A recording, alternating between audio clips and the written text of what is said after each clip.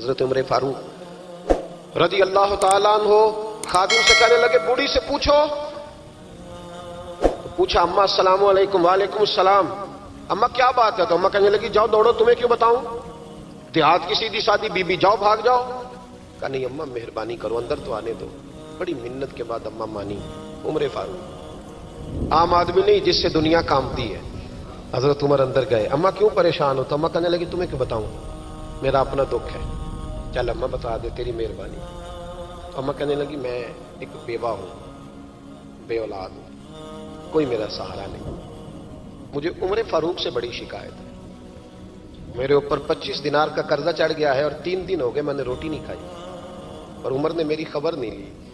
حضرت عمر کو پتہ چل گیا لاوارث ہے, اس کا کوئی 2 4 10 ہزار ووٹ کوئی نہیں. یہ کوئی میکے سے 6 مربے نہیں لے کے آئی, ایک اکیلی تنے تنہا. اور بھائی جب اللہ کا خوف ہوتا ہے تو پھر انسان ان غریبوں کو بھی مناتا ہے. پھر ریڑھی والے کی بھی اہمیت بڑھ جاتی ہے, پھر رکشے والے کی قدر بھی بڑھ جاتی ہے. حضرت عمر فاروق رضی اللہ تعالیٰ عنہ کہنے لگے اماں عمر سے شکوہ ہے؟ کہا ہاں. جناب عمر کہتے ہیں میں نے ایک جملہ کہا تو اماں نے تو مجھے لاجواب کر دیا. میں نے کہا اماں عمر کو کیا پتا کہ تو بھوکی ہے اور مقروض ہے, اسے کیا خبر؟ تو اماں کہنے لگی کیا کہا تم نے؟ عمر کو خبر نہیں, اسے پتا نہیں؟ تو عمر سے کہو نا چھوڑ دے حکومت, اس کے حوالے کرے جو خبر رکھ سکتا ہے. کیوں بیٹھا ہے پھر؟ ہمارے حکمران کہتے ہیں ابھی میں صدمے میں ہوں, نکلوں گا تو بات کروں گا, نہ ادھر ادھر کی تو بات کر. یہ بتا کہ قافلہ کیوں لٹا, مجھے رہزنوں سے غرض نہیں, تیری راہبری کا سوال ہے. ہاں تجھے جواب دینا پڑے گا. حضرت سیدنا عمر فاروق رضی اللہ تعالیٰ عنہ سے اماں کہنے لگی نہیں خبر رکھ سکتا تو حکومت کیوں کرتا ہے, چھوڑتا کیوں نہیں؟ تو حضرت عمر کہتے ہیں میں کانپنے لگا. دوڑے گئے جناب عمر. میں نے کہا اس اماں کا 6000 ووٹ نہیں کہ اس کی قدر کی جائے. یہ اماں کوئی بہت آکسفورڈ یونیورسٹی کی ڈگری ہولڈر نہیں کہ اس کی بات مانی جائے, کہ لاوارث اور بیوہ بی بی. عمر دوڑے گئے, گھر سے اناج کا تھیلا کندھے پہ رکھا, 25 دینار بھی لیے, پکا پکایا کھانا بھی لیا. خادم کہنے لگا حضور مجھے دے دے میں اٹھا لیتا ہوں. تو حضرت عمر فرمانے لگے چل وعدہ کر قیامت کے دن بھی میرا بوجھ اٹھائے گا. کہنے لگا جی نہیں وہاں نہیں اٹھا سکتا. فرمایا پھر آج بھی نہ اٹھا, مجھے ہی اٹھانے دے, یہ میرا بوجھ ہے تو مجھے ہی. اماں کے سامنے 25 دینار بھی رکھے. پھر اماں کو حضرت فاروق اعظم نے 2 مہینے کا راشن بھی دیا, پھر پکا پکایا کھانا بھی دیا. معمولی آدمی کی بات نہیں کر رہا, 24 لاکھ مربع میل کا حکمران. حضرت عمر مدینے میں بیٹھ کے کبھی للکار دیں تو کیسر و کسرا کی ٹانگیں کانپیں. جناب عمر فاروق رضی اللہ کھانا کھلا کے اماں چارپائی پہ تھی تو عمر نیچے بیٹھ گئے. کہنے لگے اماں چل عمر کو معاف کر دے, چل چل جانے دے, کوئی عرض نہیں, بیچارے کو پتہ نہیں چلا. تو اماں کہنے لگی تو نے پھر عمر کا ذکر چھیڑ دیا. بیٹے میرے گھاؤ بڑے گہرے ہیں, میرے زخم بڑے سخت ہیں, کلیجہ پھٹے تو تجھے دکھاؤں کتنی تکلیف میں ہوں. میں تو پکا ہوا پھال ہوں, کسی وقت بھی دنیا سے چلی جاؤں گی. میں نے عمر کو معاف نہیں کرنا. جب میں قبر میں جاؤں گی نا, نبی کریم علیہ السلام آئیں گے تو میں عمر کی شکایت کروں گی. میں کہوں گی حضور اس سے پوچھئے یا رسول اللہ بیوہ اور بوڑھی کا خیال ہی نہیں کیا.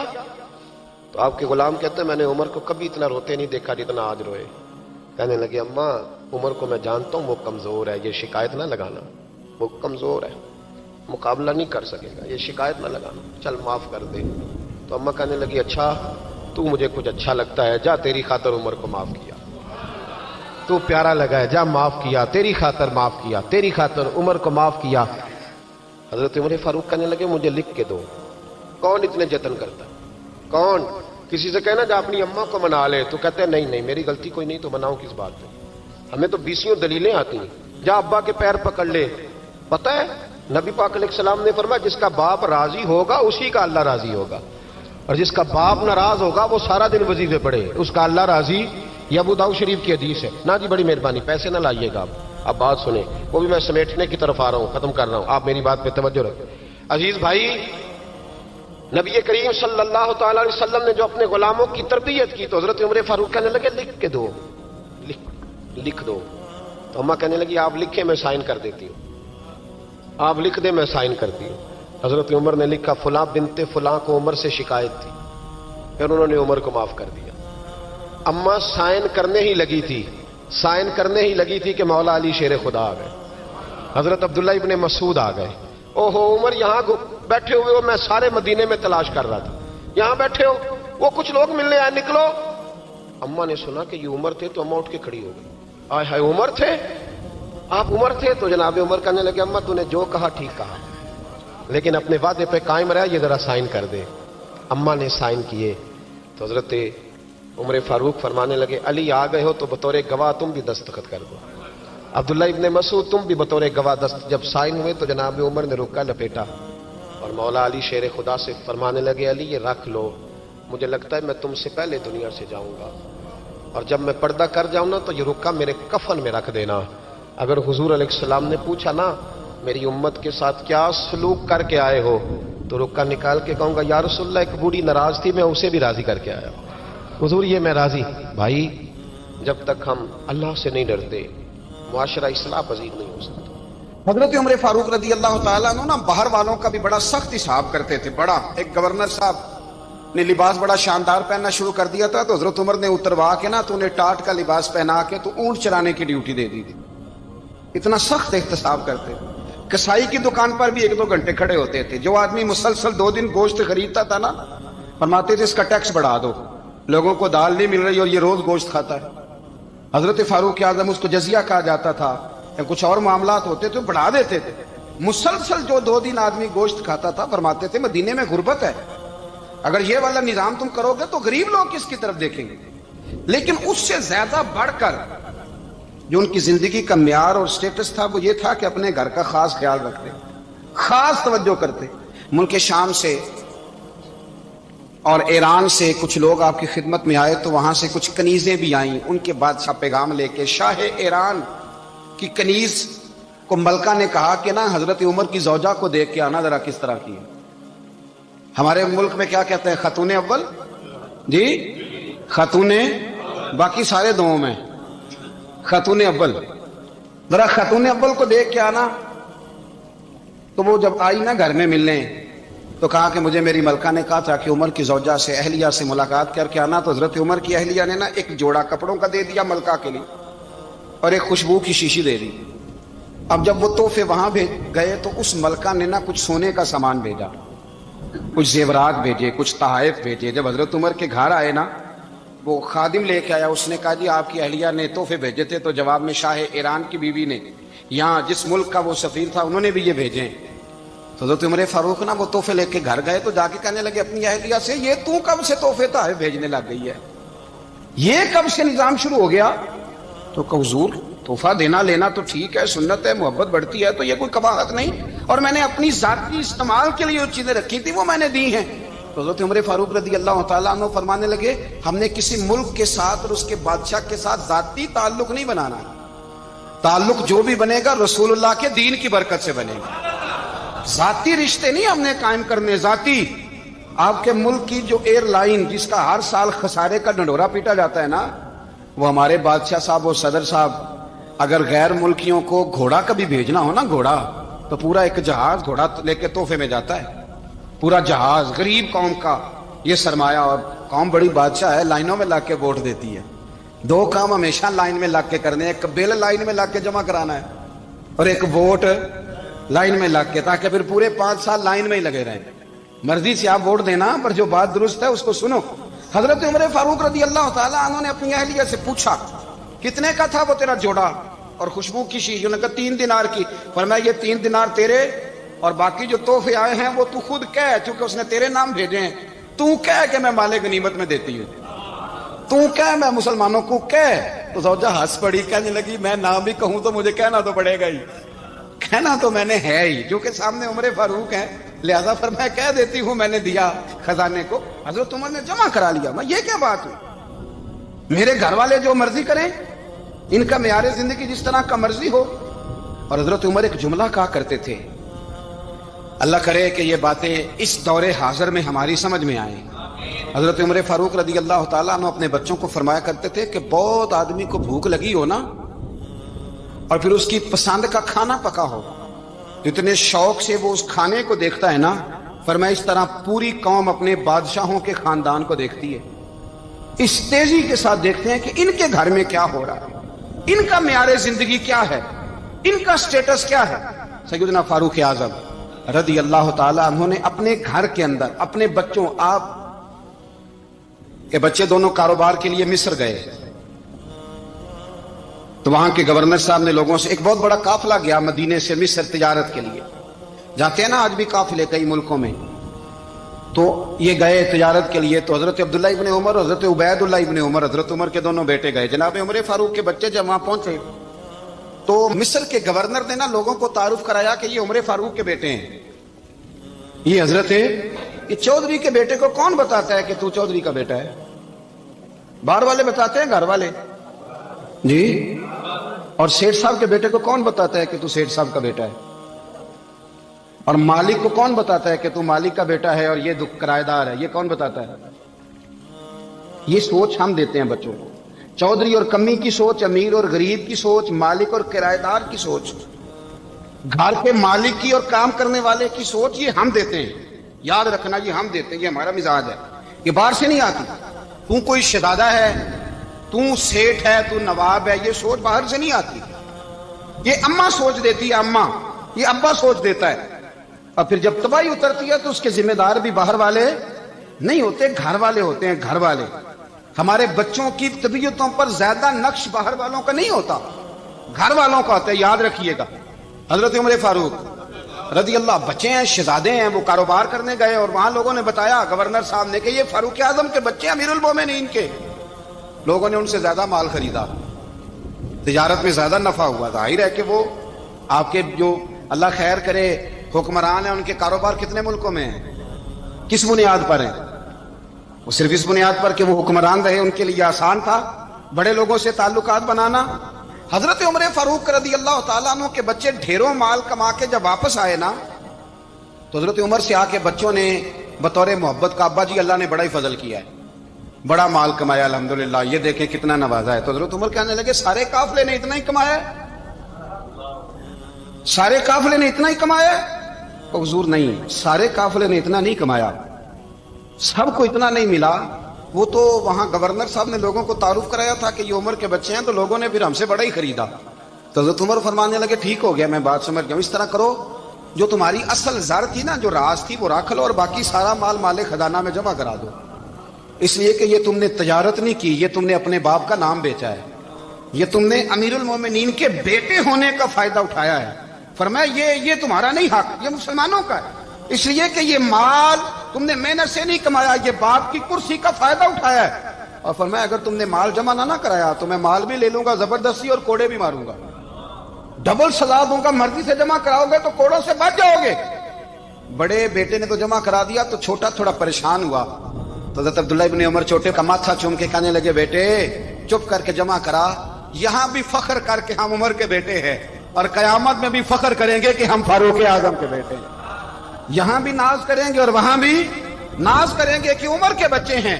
हमारे बाप ने खुद भी हलाल ही खाया है और जब हमारी कमाने की बारी आई है तो हमें हुक्म भी हलाल खाने का दिया। भाई हमारा मिजाज नहीं। बच्चा जब लेके आता है 2 लाख रुपया तो कभी पूछे कहां से आया है? जब वो पहले दिन गलत दोस्तों के पास जाके बैठता है तो कभी निकाला है घर से उसे?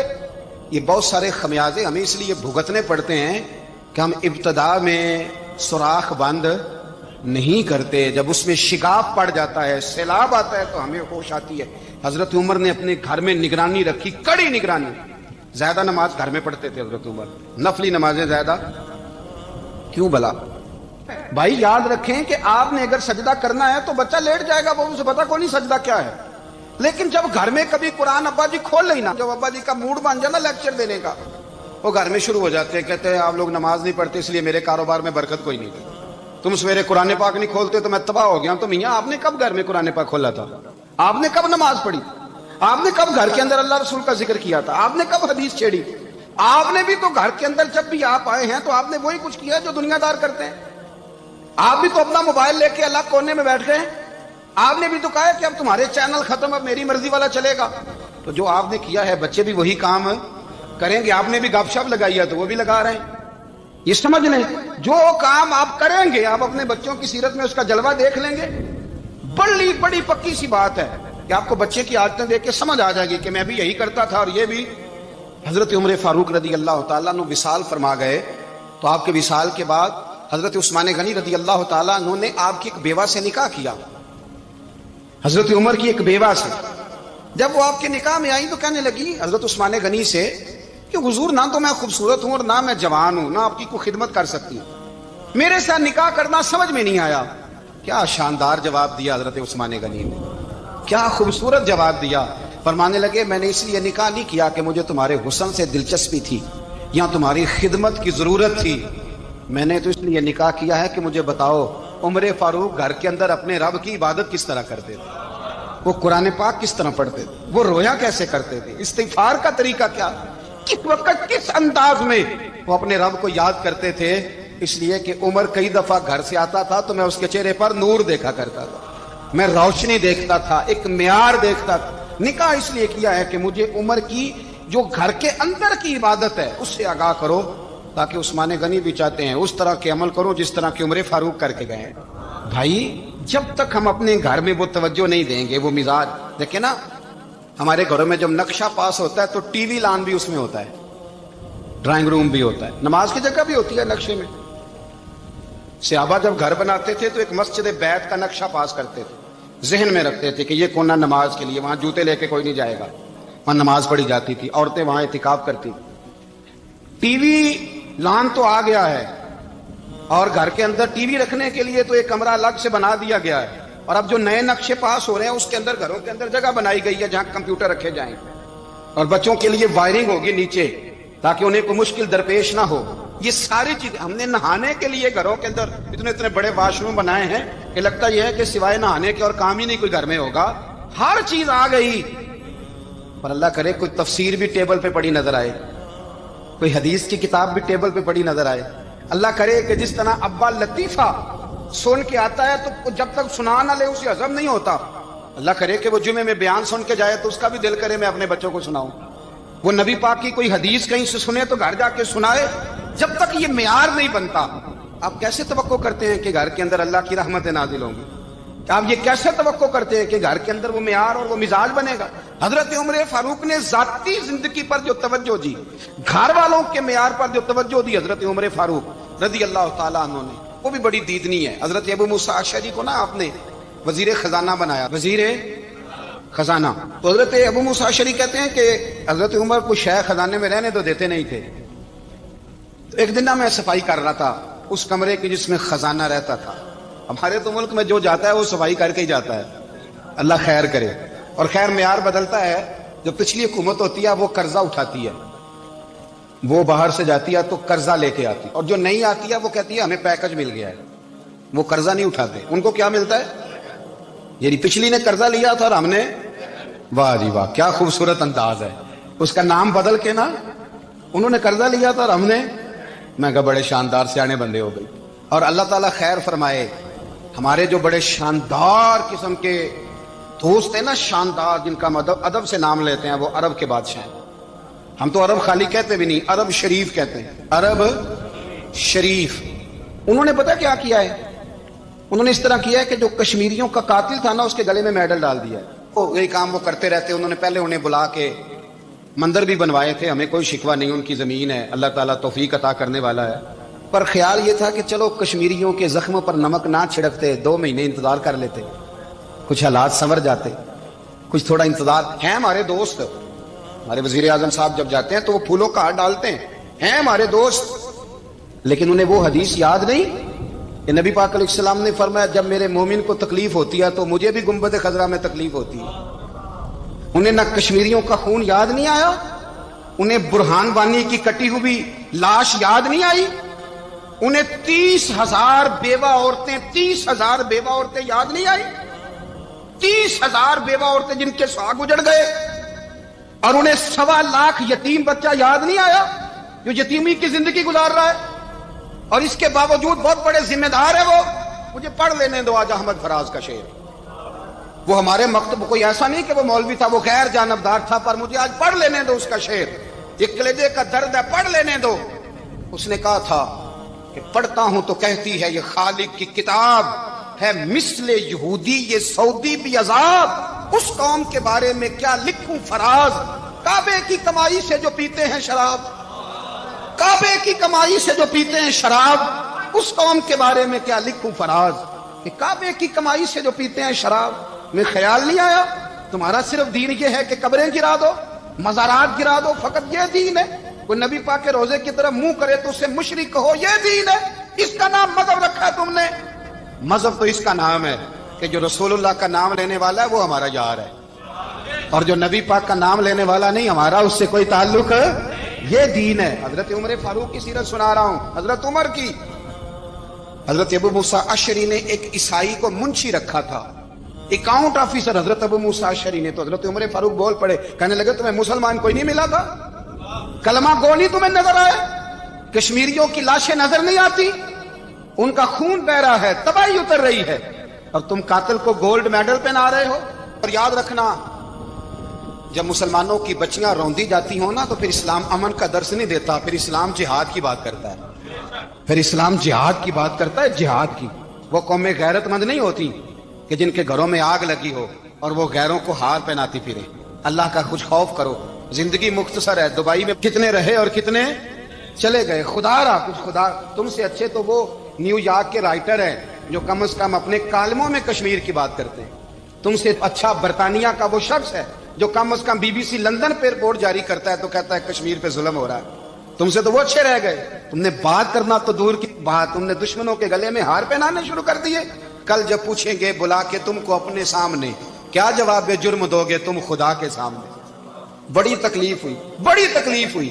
وہ نا منصور حلاج کو پھانسی دی جا رہی تھی تو حضرت جنید بغدادی بھی آ کے دیکھنے لگے، تو منصور حلاج کہنے لگے بابا سارا زمانہ دیکھے پر تو نہ دیکھ، سارا زمانہ تماشا دیکھے انہیں تو پتا کوئی نہیں نا، تو نہ دیکھ۔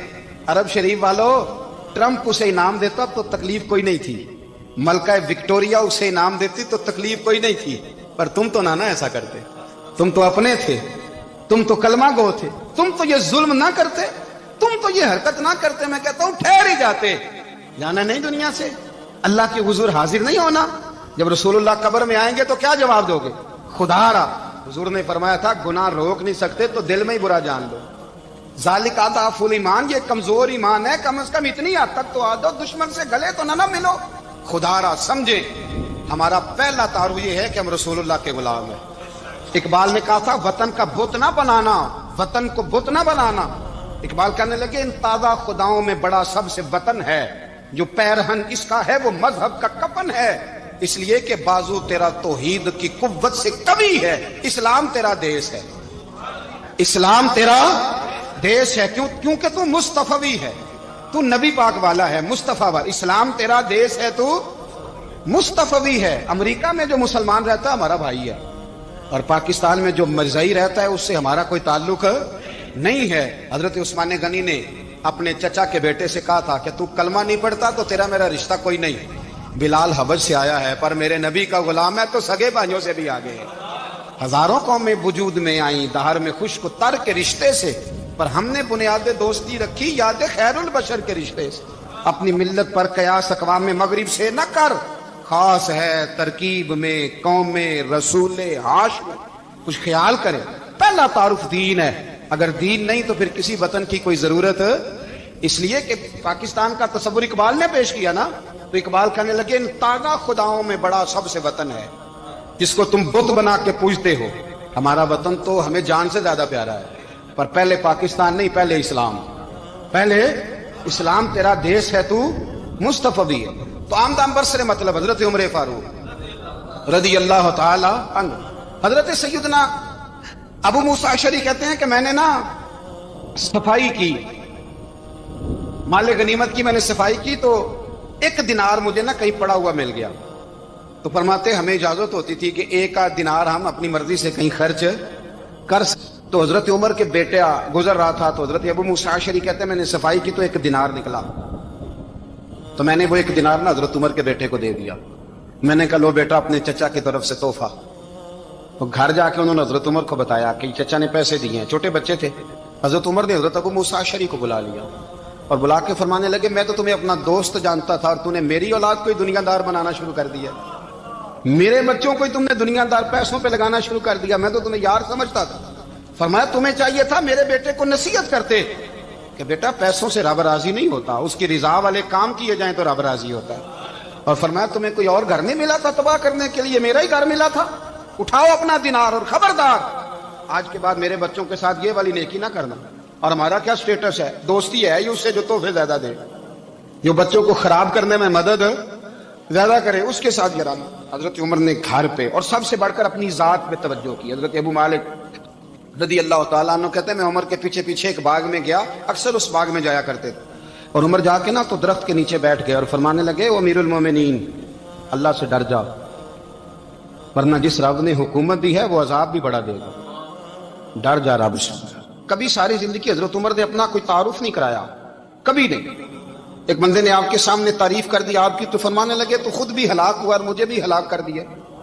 کیا ضرورت پڑی ہے میری تعریفیں کرنے کی؟ اتنی دیر میری تعریف میں لگائی. اللہ کا ذکر کرتا رب تجھے ثواب دیتا، حضور پہ درود پڑھتا تو رب تیرے اوپر رحمتیں نازل کرتا. کس چکر میں ہے؟ آج جتنا اچھی کوئی خوشامد کرے اتنی اچھی وزارت ملتی ہے، جتنی اچھی اس کو جو ہے وہ چاپلوسی کرنی آیا درجہ بھی اسے اتنا ہی اچھا ملتا ہے. حضرت عمر فاروق رضی اللہ تعالیٰ عنہ آپ کے بیٹے کہتے ہیں، صاحب فتوح الشام نے لکھا ہے، آپ کے صاحبزادے کہتے ہیں میں نکلا تو میرے ابا جی نا اپنی پشت پر مشکیزہ رکھ کے کنویں سے پانی بھر کے آ رہے. میں دوڑ کے آگے گیا، میں نے کہا ابا جی مجھے دے دے. فرمانے لگے بیٹا تیرا کیا خیال ہے، کوئی اور نہیں تھا مشکیزہ بھر کے لانے کے لیے، تیرا کیا خیال ہے؟ کہا ابا جی بڑے لوگ تھے پر آپ کیوں اٹھا رہے ہیں؟ فرمانے لگے نفس نا ذرا میرا بڑا ہو گیا تھا، اسے ذرا ذلیل کر رہا ہوں، ذرا اپنا محاسبہ کر رہا ہوں. یہ مجھے کہہ رہا تھا تو بڑی چیز ہے، تو میں نا ابھی مشکیزہ گھر رکھ کے آؤں گا، پھر تیری ماں نے مجھے کہا ہے کہ گھر میں لکڑیاں کوئی نہیں جلانے کے لیے، پھر میں جنگل سے لکڑیاں کاٹ کے لاؤں گا. اب میں امیر المومنین بن کے نا تو میرا نفس تھوڑا بڑا ہو گیا.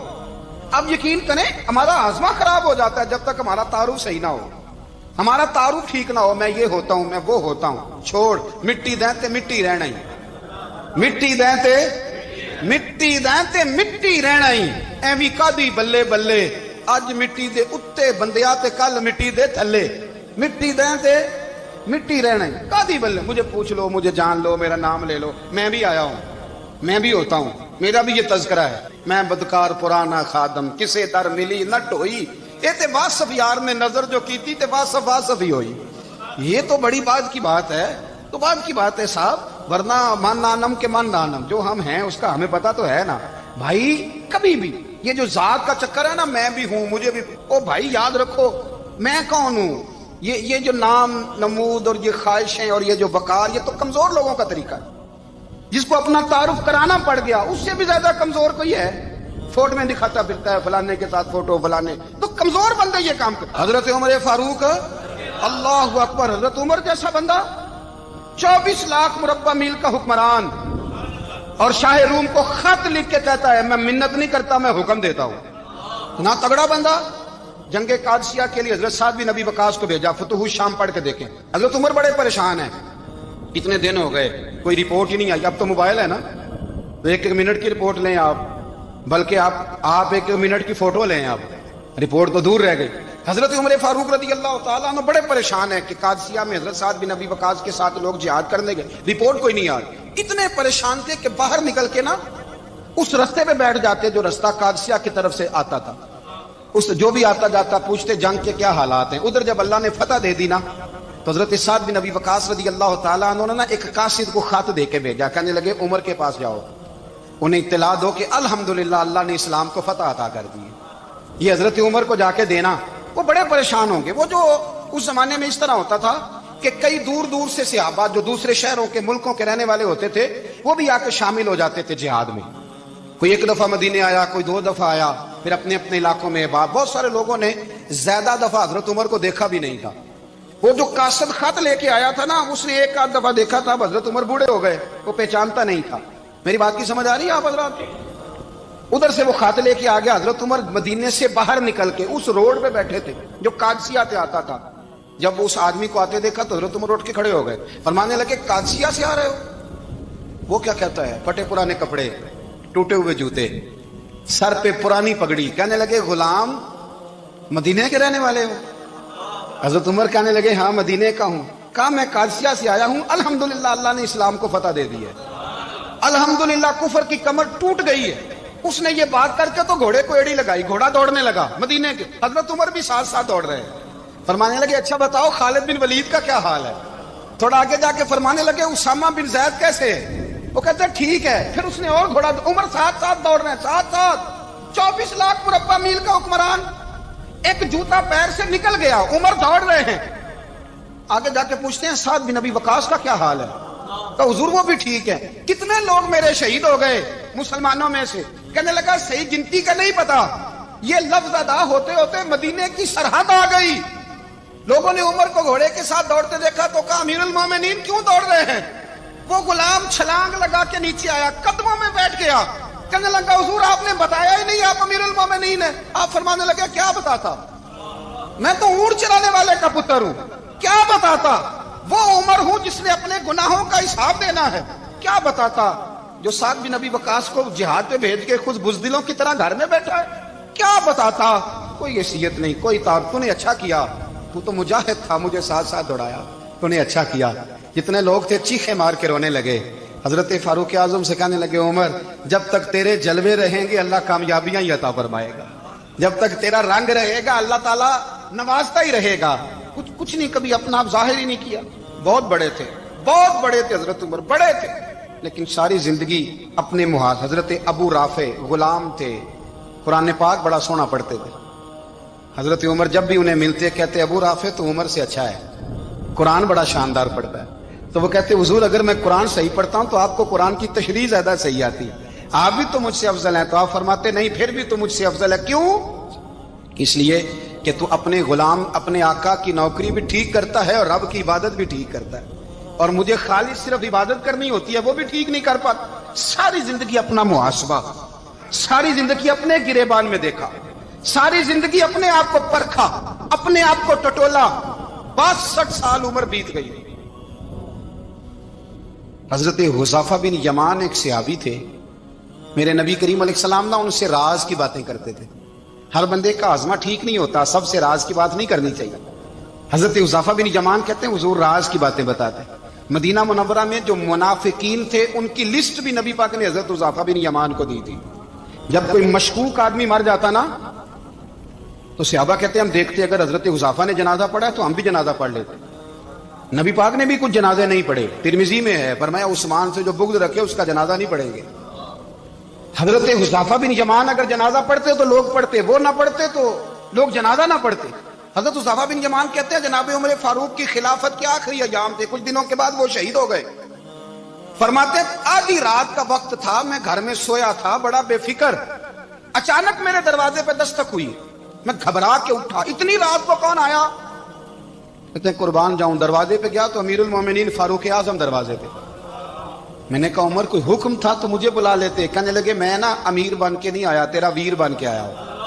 امیر المومنین کی حیثیت سے سرکاری کام سے بلاتا تو وہاں بلاتا, مجھے ایک ذاتی کام پڑ گیا.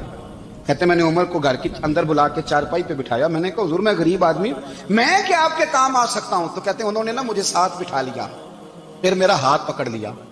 کہنے لگے تو عمر کو جانتا ہے؟ عمر جھوٹ نہیں بولتا. تو جانتا ہے؟ عمر وعدوں کا پکا ہے. کہا حضور جانتا ہوں. کہا میں اس وقت آیا ہوں جب دیکھ بھی کوئی نہیں رہا. حضرت حذیفہ بن یمان کہتے ہیں پریشان ہو گیا, حضور پہلیاں نہ بجھوائے, مہربانی کریں بتائیں کدھر آئے ہیں. حضرت عمر فاروق فرمانے لگے 62 سال کا ہو گیا ہوں, 63 میں چل رہا ہے, داڑھی سفید ہو گئی ہے, ال پک گیا, اٹھ فریدا ستیا, داڑھی آ گئی پور, اگا نیڑے آ گئی, پیچھا رہ گئی دور. اب قبر اشر کا معاملہ صاف نظر آنے لگا ہے. کہا حضور مجھ سے کیا چاہتے ہیں؟ حضرت عمر رو پڑے, کہنے لگے آج میں عشاء کے بعد نکلا ہوں تو نبی پاک کے صحابہ مجھے نیک کہہ رہے تھے, پھر میں نے بچوں کی ماں سے اور بچوں سے بھی پوچھا ہے, وہ بھی مجھ سے راضی ہیں. پر حذیفہ تیرے ساتھ نبی پاک راز کی باتیں کرتے تھے, سچ بتا کہیں عمر کا نام منافقوں میں شامل تو نہیں؟ سچ بتا ان منافقین میں تو شامل نہیں, کہیں اوپر سے تو نہیں سارا کچھ؟ حضرت حذیفہ بن یمان کہتے ہیں میں باپ کے مرنے پہ اتنا نہیں رویا جتنا عمر کے سوال پہ رویا. میں قدموں میں بیٹھ گیا, میں نے کہا نہیں عمر یہ تو میں نے نہیں سنا, لیکن یہ میں نے نبی پاک سے ضرور سنا ہے کہ میرے بعد اگر کوئی نبی ہوتا تو عمر ابن خطاب ہوتا. یہ میں نے اپنے کانوں سے سنا ہے کہ عمر جس گلی سے گزرے شیطان راستہ بدل جاتا ہے. یہ میں نے اپنے کانوں سے سنا ہے کہ 950 سال حضرت جبریل جناب عمر کی شان بیان کریں تو پھر بھی بیان نہیں ہو سکتا. یہ میں نے ضرور سنا. دوستو ساری زندگی حضرت عمر نے अगर दूसरों का मुहासबा किया तो अपना और अपने बच्चों का भी कड़ा ख्याल रखा, अपनी जात पर बड़ी तवज्जो दी। जो लोग अपना भूल जाते हैं ना, हमें अपनी सेहत का बड़ा ख्याल है लेकिन अपनी रूहानी जिंदगी का कोई ख्याल नहीं है, कल्बी जिंदगी का कोई तसव्वुर नहीं है। आप यकीन करें, मोटा आदमी कमजोर होने के लिए जद्दोजहद कर रहा है, कमजोर ताकतवर होने के लिए, लेकिन जिसको कितने दिन बीत गए अल्लाह रसूल की याद में रोया ही नहीं, कितने दिन बीत गए ना सुनने को दिल ही नहीं चाहा, जिसे महीनों बीत गए और कुरान पाक की तरफ नजर ही नहीं गई, वो फिक्रमंद ही नहीं। जिंदगी जिंदा दिली का नाम है, मुर्दा दिल क्या खाक जिया करते हैं। भाई हजरत उमर की जिंदगी दौरे हाजिर में हमें यह सबक देती है कि कड़ी निगरानी रखो अपने पौधों की, कड़ा ख्याल रखो अपने जाती बाग का, और ये जो तुम्हारे दिल की दुनिया है, ये तुम्हारी रूह की जिंदगी है, इसका मुहासबा करते रहो। नबी करीम अलैहिस्सलाम ने फरमाया, अपना हिसाब खुद कर लो कबल इसके कि तुम्हारा हिसाब किया जाए। अपना हिसाब, बोलिए, अपना हिसाब। हम सारी दुनिया का हिसाब करते फिरते हैं, कोई कहां से कमाता है, कहां खाता है, पर अपना हिसाब हुजूर ने फरमाया हिसाब कर लो कबल इससे कि तुम्हारा हिसाब। मौला अली फरमाते हैं, नमाज पढ़ लो कबल इसके कि तुम्हारी नमाज पढ़ी जाए, नमाज पढ़ लो कबल इसके कि तुम्हारी। अपना मुहासबा करें, थोड़ा सा ना ऊपर दाएं बाएं देखने की बजाय थोड़ी सी गर्दन झुका के ना, दरवेश कहते हैं बुरे बंदे नु मैं लभन टुरिया ते जग ते मिलिया ना कोई, अपने अंदर झाती पाई ते मैथों बुरा ना कोई। थोड़ी सी ना, थोड़ी सी अपनी तरफ तवज्जो दें। हम ना बेचैन वक्त गुजार रहे हैं, बेकरार हैं, बेसुकून है। सबब यह है कि हमने ना अपना हिसाब करना छोड़